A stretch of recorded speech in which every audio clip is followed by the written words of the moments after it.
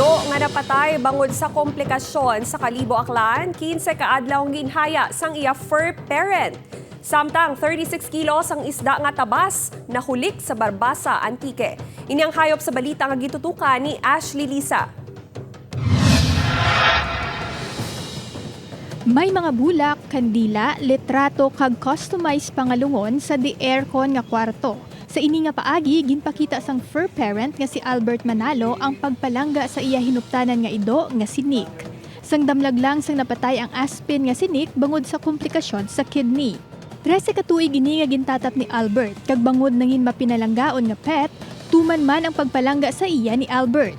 Si Nick na ito, masyadong mabait, mapagmahal, at talagang sumusunod siya sa mga gusto namin, gusto ng kapatid niyan si Nico.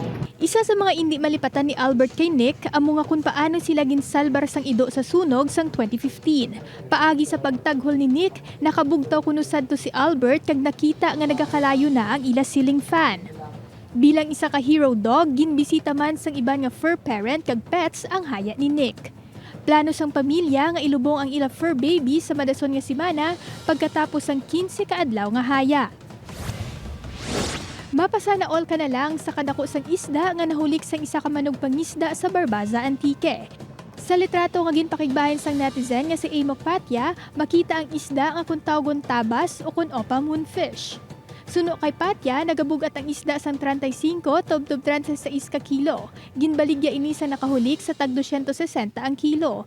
Dugang pa ni Patya, ilagin suba ang nabakal nga isda kag kaangay kuno sa isda nga subingan ang sabor sini.